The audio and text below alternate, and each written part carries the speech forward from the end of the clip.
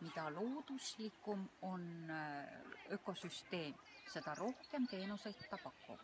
Sellepärast ongi hakatud vaatama on hakatud bioloogilise mitmekesisuse kaitseks vaatama neid ökosüsteemi teenuseid ja nende kaitsele hakatud tähelepanu pöörama, kuna bioloogilisest mitmekesisusest ei saa inimesed hästi aru, aga ökosüsteemi teenustest saavad inimesed väga hästi aru.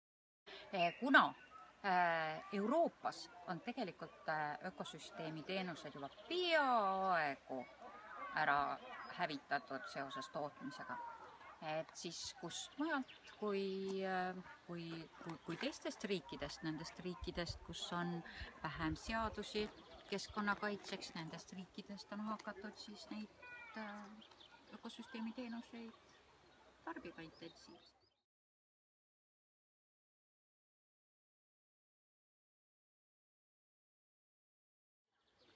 Et kui me nüüd räägime keskkonnaõigluse seisukohalt, siis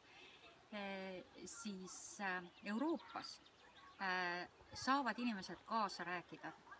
On erinevatesse õigusaktidesse kirjutatud, et inimesed peavad saama kaasa rääkida oma kodukoha ökosüsteemi teenuste kasutamisel.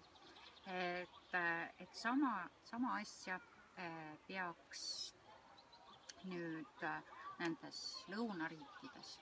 Samasugused seadused tuleks vastu võtta ja nende seaduste rakendamist jälgida, et kohalikud inimesed saavad kaasa rääkida selles, kui nende piirkonda ehitatakse uus tehas, mis hakkab nende loodusvara.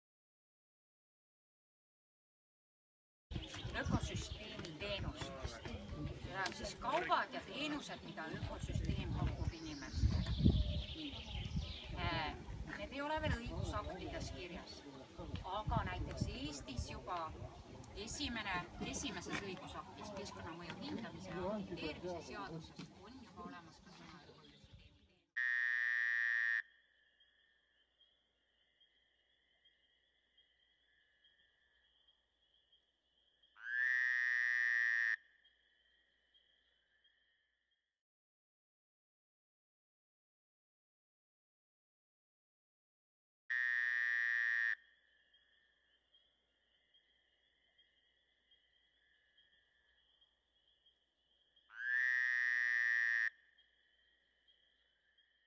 Turismi, õige. Lastehoid. Sport läheb selle... Sport läheb. Mille alla? Kultuuriteenus. Ma paningi sinna. Matkamine.